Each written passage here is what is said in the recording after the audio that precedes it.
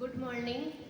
અહીં ઉપસ્થિત શાળાના ડાયરેક્ટર શ્રી, આચાર્ય શ્રી, સ્ટાફગણ તેમજ વિદ્યાર્થીઓ, આજનો મારો પ્રેરક પ્રસંગ છે શિક્ષક અને એક વિદ્યાર્થીનો.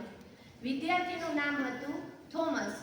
થોમસને એક દિવસ તેના શિક્ષક છે એક કાગળ આપે છે કે આ કાગળ તું જઈને તારી માતા પાસે વચાવજે.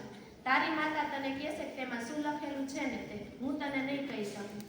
એટલે થોમસ છે એ શાળા છૂટે એટલે તરત ઘરે આવે છે અને તેની માતા પાસે જાય છે અને તેની માતાને તે કાગળ આપે છે. તેની માતા તે કાગળ વાંચે છે અને પૂછે છે થોમસ કે આમાં શું લખેલું છે.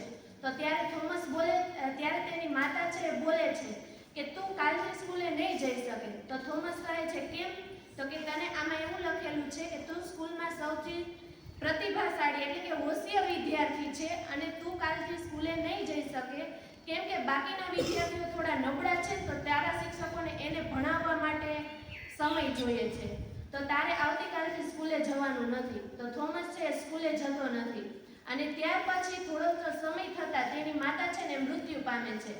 તેની માતા મૃત્યુ પામે એટલે થોડો ટાઈમ પછી તે થોમસ છે એ કબાટ સાફ કરતો હોય છે અને તેને તે કાગળ મળી આવે છે અને જોવે છે કે આ કાગળ તો મને મારા શિક્ષકે આપેલો હતો ને તે જ છે. તો પછી તે કાગળમાં જોવે છે તો એવું લખેલું હોય છે કે આ તમારું બાળક છે એ આવતીકાલથી સ્કૂલે ન મોકલવા નમ્ર વિનંતી, કેમ કે તમારું બાળક છે તે માનસિક બીમારીથી પીડાય છે. તો થોમસ વિચારે છે કે મને તો મારી માતાએ પ્રતિભાશાળી એટલે કે હોશિયાર કીધું હતું અને આમાં તો એવું લખેલું છે કે હું માનસિક બીમારીથી પીડાઉં છું. તો આના પરથી એવું જાણવા મળે કે એક માતા છે ને હંમેશા એના બાળકને હિંમત આપતી જ રહે છે અને એક માતા છે એ એના સંતાન માટે ગમે તે કરી શકે. એનું સંતાન છે એ ગમે તે અપંગ હોય કે ગમે તે બીમારીથી પીડાતું હોય, પરંતુ એક માતા છે ને એને ક્યારેય એવો અહેસાસ નથી થવા દેતી કે તેને કોઈ બીમારી છે અથવા તો ખોડખાપણ છે. કહેવાય છે કે માતાનું સ્થાન છે દુનિયામાં કોઈ વ્યક્તિ એવી નથી કે જે લઈ શકે.